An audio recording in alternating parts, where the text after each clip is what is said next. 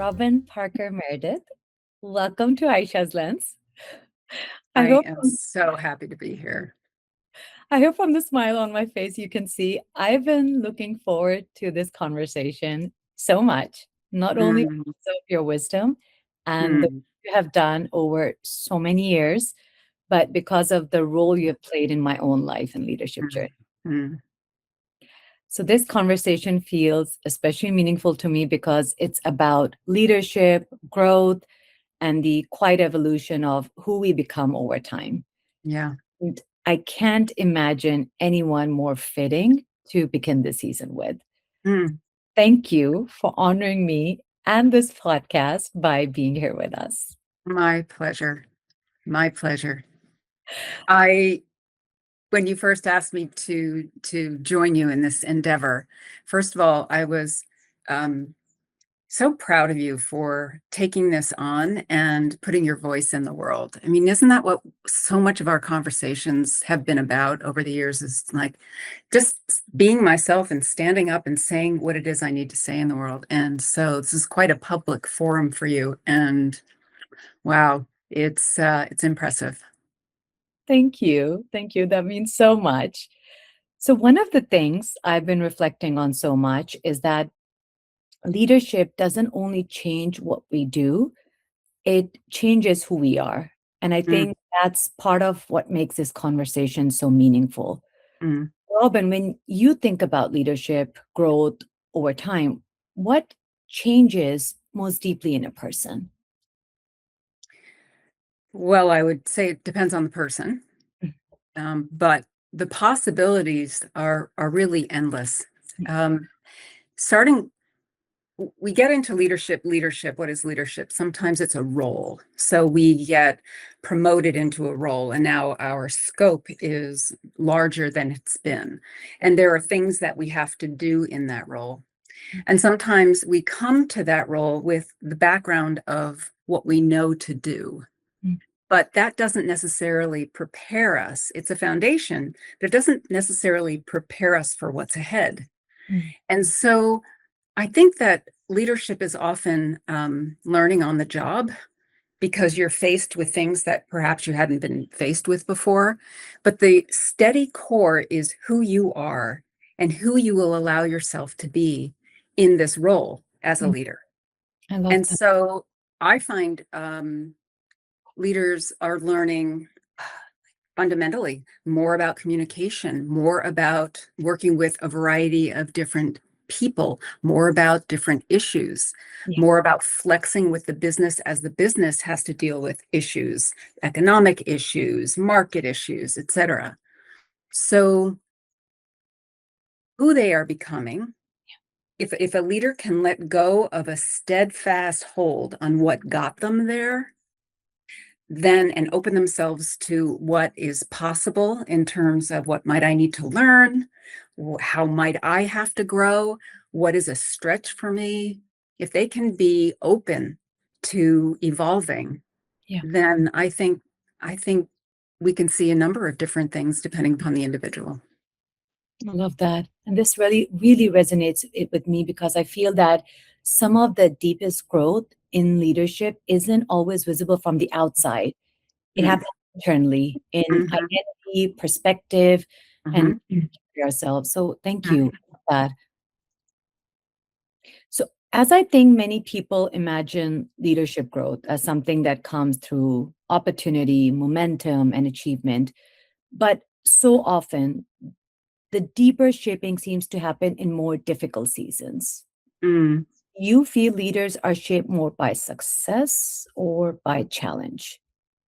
Absolutely challenge.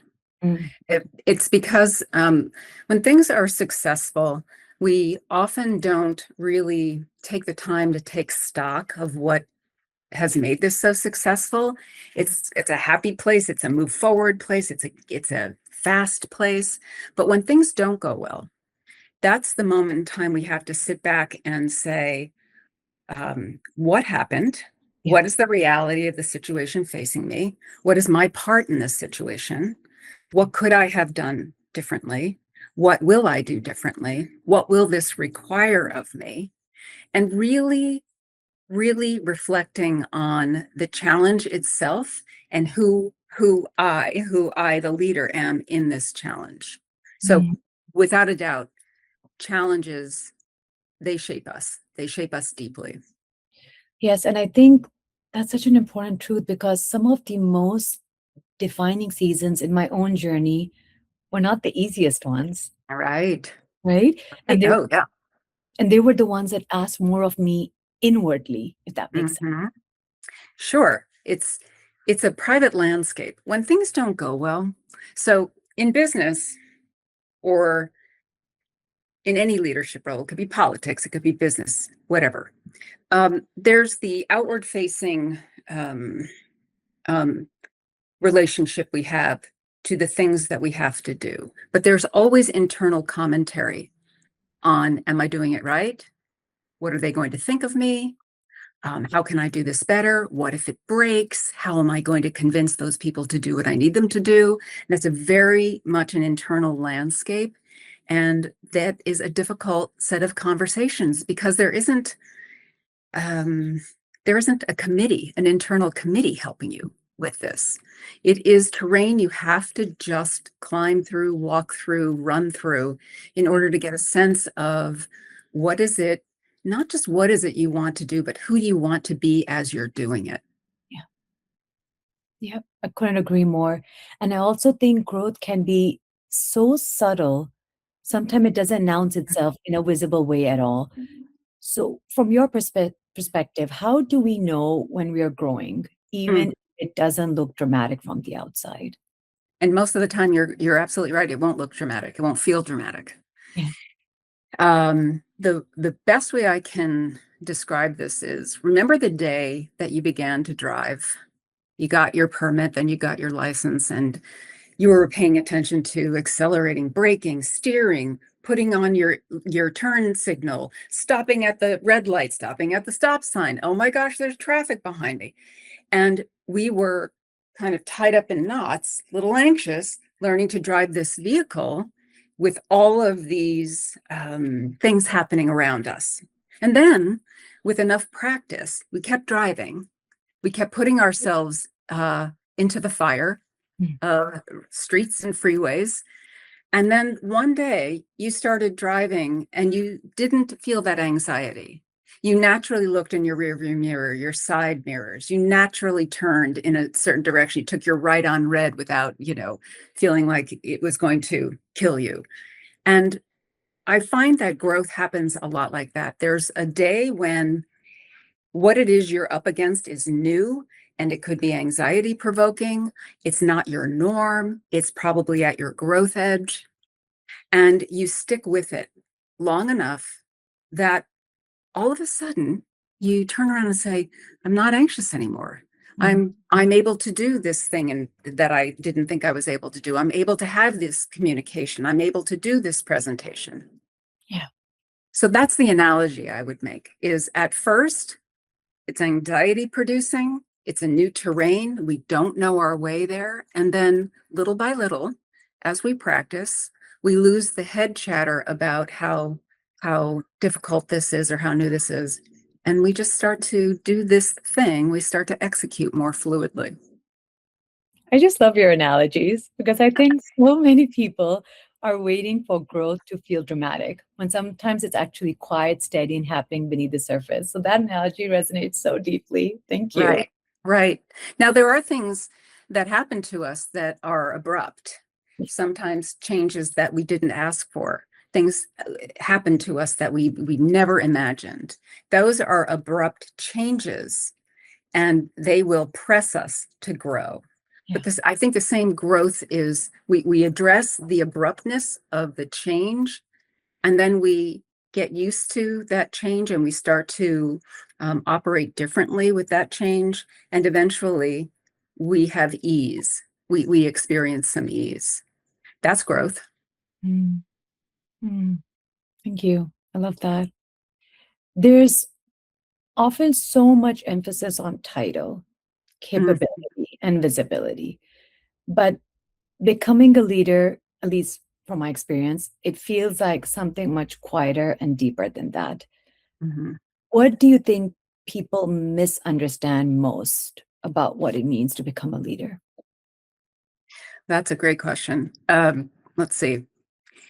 I don't know where I saw this first. It might have been on a billboard, and I really took exception with it. It said, leaders are made, or no. It said, leaders are born. That's what it said. And I thought, leaders aren't born. Nobody's born. You're looking at that tiny baby going, you're one day going to be a leader. No, but that doesn't happen. Rather, leadership is, it evolves. It comes from somebody doing the hard work of being present to their life, to their circumstances, to their role. Lots of people like to think that I've been promoted. I've got a fancy title now. And it's the same, can be the same frightening terrain that they're in of, uh-oh, what do I do now? I've got the title, and that supposes that I know what to do. But if you're new to the title, you have to learn how to do your title, how to become your title. Yeah. So you have to be willing to just, calm down, look at your terrain, study what's in front of you, learn the language, learn what's required, adjust to the people and what they're requiring of you, and proceed one step at a time. So this notion that title is actually, title's the easiest part. Getting the promotion's the easiest part. Being the promotion, that's the hard part. You just literally, I was about to ask you a follow-up question to that, and I'm so glad you brought it up. Title. I feel we are living in times where we have an incredible number of leaders that are defined by their title. And to your point, the being part, we're losing that more and more in leadership. Do you agree? Again, I think every organization is different. I think the bottom line is that people are trying to, I believe people are trying to do the best they can. But if you don't reflect on yourself and what you are, what skill set and qualities you have and what skill sets and qualities you might need, then you really will just live under the shell of a title. And you won't have the impact and you won't have the reach that you're capable of having if you study yourself and you really avail yourself as a learner in that role. So when you arrive at a title, you don't know everything. You can think of it as the new beginning, and you're going to learn new things. And to rest on your title too much is, I think, is a dangerous place to exist. It won't get you very far. And I think that distinction matters so much because people often chase the outer markers, like you said, the title, without fully understanding what the inner journey is asking of them as they enter that role. Yeah. Yeah. I mean, so take title, take promotions. This is often how it goes in business. A person does a certain job and they do their job well, and so they're next in line for a promotion.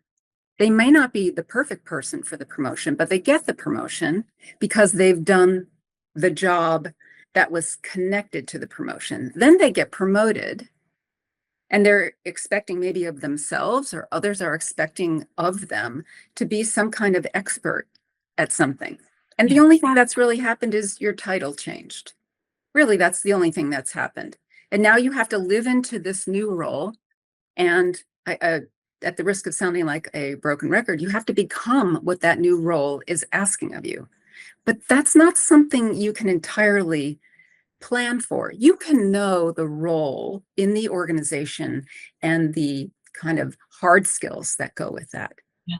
But the soft skills, to your point earlier, it's an inner journey, and how you navigate that really, really matters, and will connect, and it will be directly connected to how successful you are in that role, in my opinion. I love that.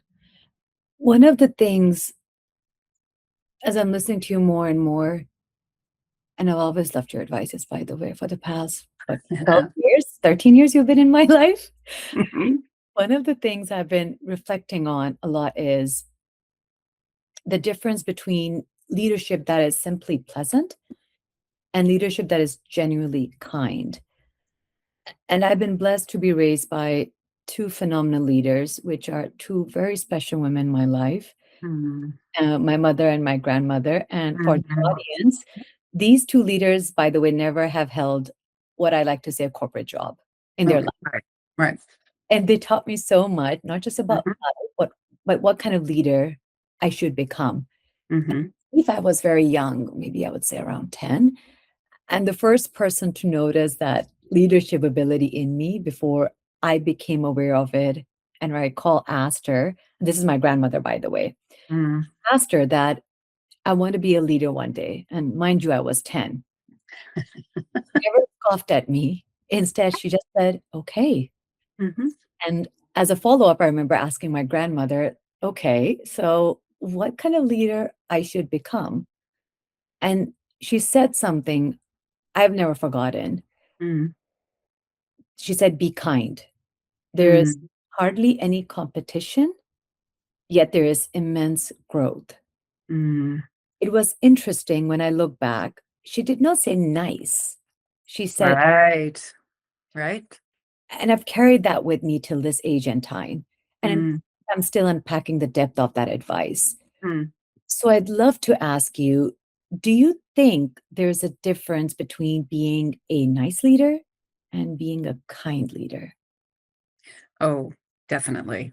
So nice has a quality of sugar to Mm, it. It has a sweetness to it, but um, it doesn't have lasting power. yeah. Um, it's it's nice. It's nice. Kindness is connected to respect, generosity. Yeah. It's connected to discipline. I'll explain that in a second. And it is it is easy to treat people with dignity Yeah. if you practice treating people kindly. Mm, I think there's a handshake there between dignity and kindness. yeah. Now, kindness is not soft. I feel like nice is soft. Mhm. But kindness can be, you can deliver very difficult information, very difficult news, but with kindness and dignity, and uphold the person that you're trying to lead or trying to deliver that information to. Yeah. So there's strength in kindness, and it's not just strength because sometimes you have to tell people very difficult things like you're fired, you don't belong in this organization at all anymore, and you have to deal with that person's reaction to it. Mm, But kindness isn't trying to soft pedal or make their landing easy. Kindness is staying with the individual as they move through any series of emotions and uphold the dignity of that conversation and the dignity of that human being. mm. My belief is that's what your grandmother was pointing at. That's That, so yeah. beautiful. Thank you. That's really resonates with me because I was listening to your response. I think niceness can sometimes, at least from my own experience, it can sometimes look like I'm avoiding discomfort, Yeah. right? Yeah. Kindness is often brave enough to tell the truth, just to what you're saying. Hmm. Somebody getting fired, or Hmm. you're somebody off, or some difficult news you have to share. But you're Hmm. brave enough to tell the truth, hold people well, and Hmm. serve their growth from whatever uncomfortable news you may be sharing with them, Hmm. Yeah. right? And that's where the Yeah. handshake you're saying, yeah, I Yeah. agree. And even if you are in charge of an organization that's making some changes and you have to hear your people that provide a lot of different opinions about what should be done, you don't have to dismiss out of hand or scoff at all of the different ideas. You can take those ideas in and in a kindness, an act of kindness, say, I heard you. I appreciate what you're telling me. And no, we're not going in that direction. We're Mhm. going to go in this direction. And here's what I need from you. Mm, There's a kindness that can carry that approach as well. mm, I love that. One of the things I've always admired about you is that your understanding of leadership, it feels has been shaped by life, not just Mm, by work. S- right. What has your life taught you about leadership that title or achievement never could? Wow. So for better, for worse, two things. For better, for worse, I am somebody who learns by doing. And that means I make a lot of mistakes. I take chances. I'll try something out. It doesn't work. And I'll have to regroup, revamp, try again. So it informs my ability to allow experimentation in others, other leaders who want to grow and change. So I'd say that's number one. But number two, there was a seminal experience I had when I first moved to California. I was looking for something to do in a volunteer way. And so, long story short, I became a bereavement counselor for children. And these were children who had experienced the loss of a parent or a sibling. Might have been to an accident or to disease, but they experienced this loss, and this was the first time in their lives. These were 4-year-olds to 10-year-olds. And working with them taught me about courage, not my courage, the courage in another human being. In this case, it was a very little human being. And what it took for them to be able to talk out loud about this horrific event in their life to a stranger. And watching a child come into the groups that we held really shut down, but in time developing a willingness to trust me and the other adults, a willingness to try on saying things out loud that they couldn't say out loud anyplace else, not in their family, not with their friends, not at school, not to a teacher. And then over time, watching them start talking about the person that died that they loved so much in such an open and free way. And in the course of, oh, it would be 6 to 12 months, they would leave the program and they were ready for life again. Nothing changed, right? We can't bring back the person who passed, but they were ready. They had metabolized their life event. Watching these children and having the privilege to work with these children marked everything I did afterward. Every opportunity I had to work with adults or teenagers or family members shifted because those children taught me how to listen, how to be present, how to be in my body, not in my head, worried about them, but to really be grounded in a way that I was available to them. And actually, it informs everything I do. It informs how I engage strangers on the street.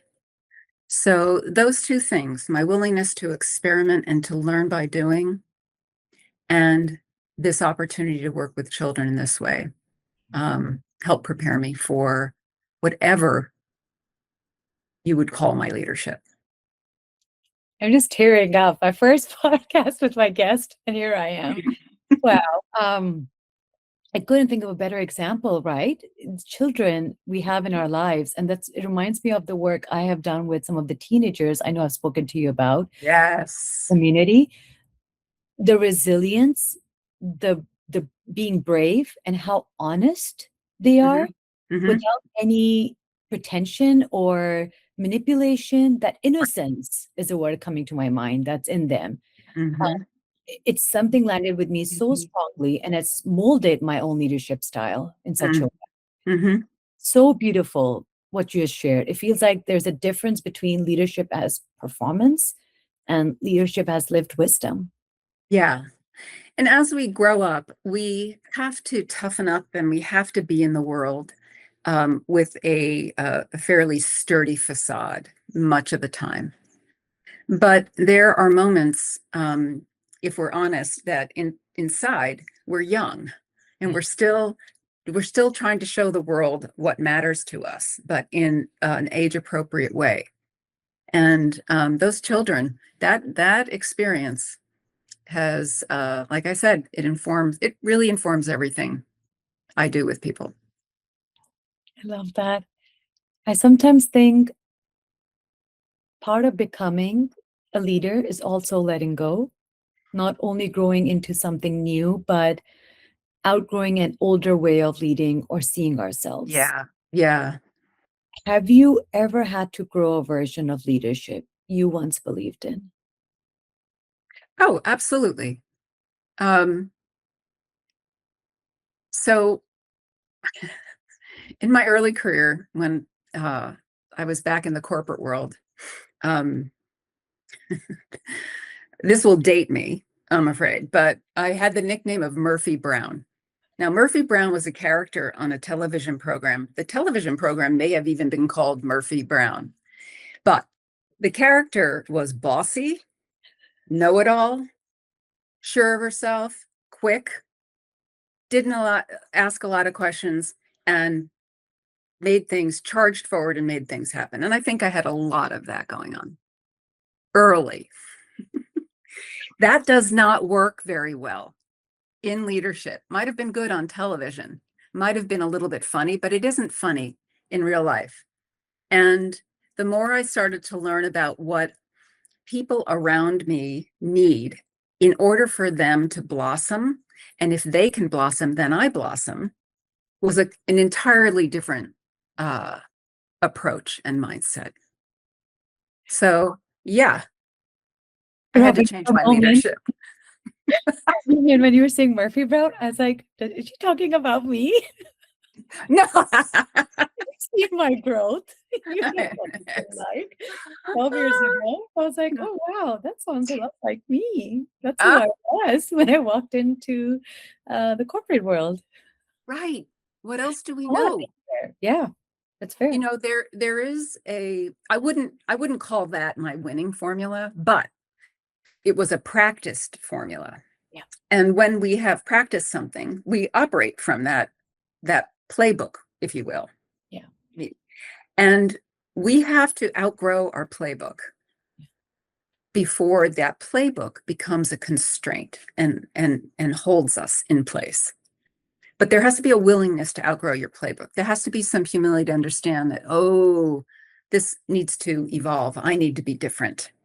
That was old me. Who am I going to become in order to be able to reach the types of people I want to reach, in order to be able to do the types of things I want to do in the world? It feels so honest because I think that's such an important part of our growth that as I'm listening to your response, that maturity often asks us to release what once worked. Mm-hmm. And yeah, it may have served me that way of being, Mm-hmm. no longer fits who we are becoming. Right. I Uh, love what you just said. Yeah, I love what you said. It served me. Honor it. It did its part, but it's no longer the place I need to come from. I yeah, need to come from a different place. yeah. Yeah. I've I've often thought about how certain people in our lives see something in us before we can fully name it ourselves. So when you're guiding someone through growth, through your experience over so many years working with executives and leaders, how do you recognize who they are becoming even before they fully see it themselves? Well, I will often, so I'm a big believer in nothing about you, nothing or about anyone gets to get cut out and tossed or thrown away. We are who we are because of our entire life experience, good, bad, and different. And so I like to pull that life experience forward to honor what it's created in an individual. Mm. And so sometimes in order to go forward, you have to reconcile what's behind and supporting who you're becoming, and that's your life. So I will work with executives to really uncover and articulate what their early years help forge in them, Mm. and how that is sturdy and steady or it needs refinement. Mm.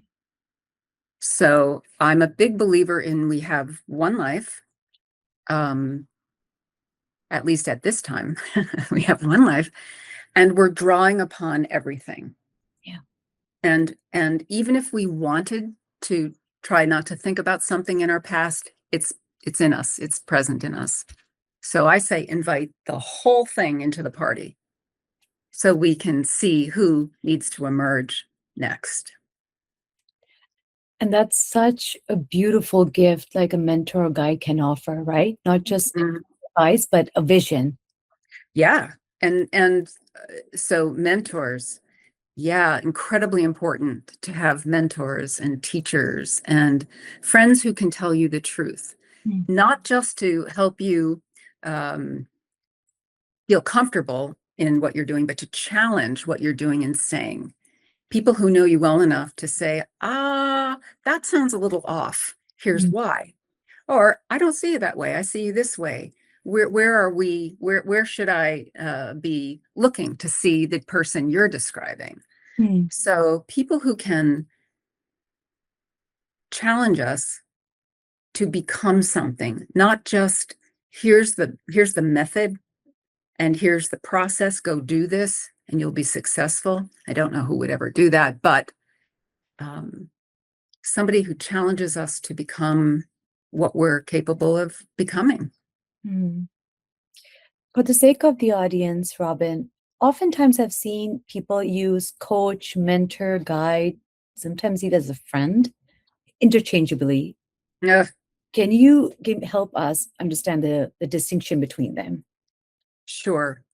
I think maybe. So let's take a friend. Your friend is your friend, but your friends love you and they might be a little biased.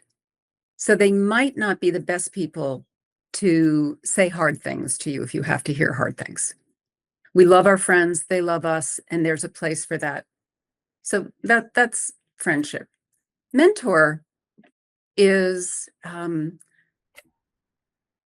and this is where the lines I think get blurred, because I don't think mentor is a service, whereas coaching is actually a service.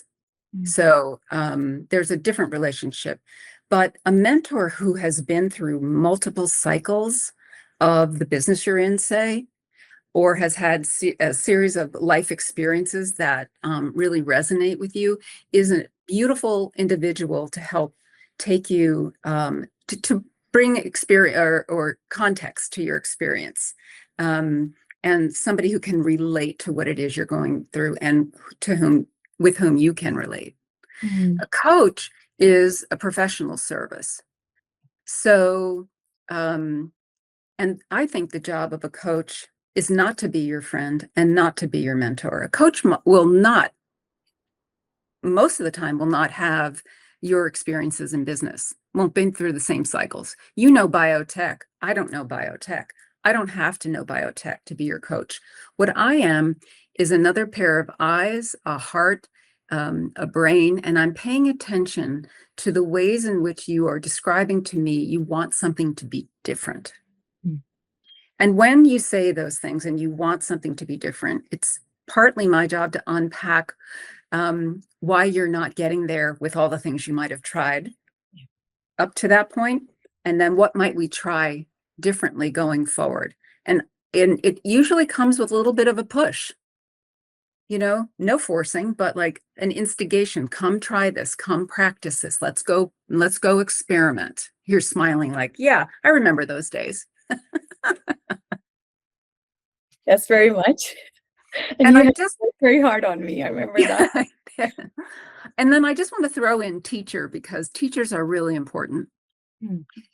Um, I've admired the teachers in my life. Teachers are here to teach us something, to impart knowledge, and to take us through perhaps a series of new terrain that Mm. will help prepare us, maybe intellectually and emotionally, but certainly intellectually. But teachers are not necessarily coaches. They can be, but they're not necessarily Mm. coaches. So I don't know if that differentiates it enough. And there are blurred lines, but I see the roles pretty distinctly. I love that. No, and I think for the sake of the audience, it's a common question I've heard that interchangeably people have used coach versus mentor. And that's why I thought this would be very helpful for the Yeah, folks who are listening to know that there is a clear distinction, and your explanation was spot on. So thank you for that. sure. There's something about time and experience I felt that changes us in a very particular way. Hmm. Some things become gentler, some things become steadier. Mm. What do the ears soften us, and what do they strengthen? Again, it depends on the individual, and it Mm. depends on whether the person wants to be softened and strengthened. And if they don't, if they're choosing not to, nothing will strengthen and soften.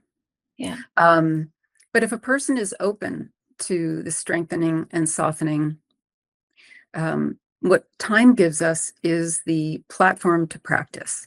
Mm. And I don't think you can get very far without practice. We Mm. need repetition. I will often say to a client, this thing that you're practicing, you're going to do 2,700 times before it starts to even begin to feel familiar. And I've had executives look at me like, yeah, right. And I'm like, no, 2,700 times. And the point is, if you think about it, when we were developing language, and you speak two languages at least, Yeah. when we were developing language, once we started babbling when we were infants, we started making noise when we were infants. And then in the context of the world we were growing up in, that formulated into words and words into sentences. We've been practicing speaking and communicating for decades. Okay, and so language is fairly easy and fluid for us in the language that we speak. I'm trying to learn Spanish. It's not so easy for me, but in English, I think I have a handle on English. Well, if you take an executive or any leader, and you say you're going to practice doing this thing, you're 40 years old and you're going to practice doing this new thing, and we're going to see where it goes. If you believe in your heart of hearts that in 6 months you're going to have it nailed, I hate to break it to you, but you won't get to 2,700 practices in 6 months. It's going to take longer than that. And you're starting something new on top of 4 decades of being on the planet. Yeah. So we have to be available to really, really practice again and again and make it like uh, something we look forward to, not a chore. And that's what time gives us, is the capacity to do that. And that's such a beautiful way of putting it, because it feels like what you're sharing is ears don't always change our capacity, they change our texture. Mm, yeah, Right? yeah.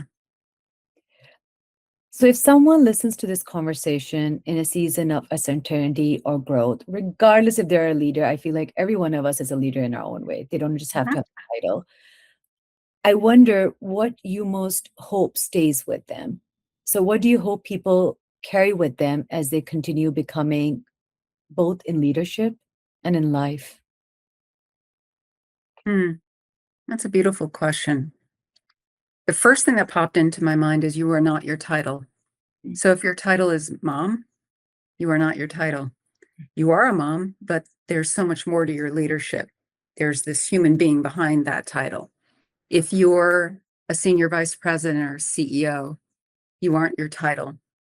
You are a human being existing in a very complex, getting more complex every day world. And so just to remember that learning never ends. Evolving is just that, it's evolving. You are not your title. And there's a great world to play in. And the more of you that comes out to play in that world, the better leader you will become. I love that. It feels like such a generous place to leave people with, especially when something so steady, something so true. So Mhm. Thank you. Thank you for saying that. My pleasure. So, one of the things this whole conversation has brought me back to is that leadership is never really finished, Mm, growth is never finished. We are always still becoming. hmm And maybe this is where I want to leave us, Robin. Who are you still becoming? Oh my goodness. This question comes at such an interesting time because recently let go of I'd say 80% of my work. This means I have a lot of free time on my hands. It means I'm not uh, guided by my calendar and calls, and I have lots of space to think about who am I? What's next? What do I want to be involved in? People ask me, are you retired? I don't know yet. I don't think so, but I have a lot more free time. And I will say that while I invite the exploration, it's a little destabilizing. So I felt very sure of everything January and February. Boom, I get all this free time. And I'm like, I don't know yet what to do with myself. I don't know what's next. And it's creating a little discomfort. The curiosity is beginning to grow, but I've promised myself I was not going to get involved with a lot of hobbies and classes and fill up my time, but on purpose keep my calendar really open and spacious. And I'll tell you, it's torture. So, who am I becoming? That was your question. You'll have to stay tuned. That's such a beautiful, typical Robin Parker Meredith answer I was expecting you would tell. Ah! Oh my gosh, you and I can go on talking forever, right? Yes, this is true. Robin, I I don't know where the time went by. I just want to say thank you for your wisdom, your warmth, and the way you've helped shape not only this individual sitting in front of you, but this conversation and Mm, so much of what leadership and becoming have meant in my own life. So it means mm. so much to have you here. I am honored and delighted, and let's do some more. Something. Let's do something. We will. Stay tuned, right? I've got a lot of free time. Thank Thank you, Ayesha. And for everyone listening, I hope this conversation has met you with something steady, something true, and something meaningful to carry forward. This is Aisha's Lens, and I hope something from this conversation stays with you gently long after it ends. Until next time.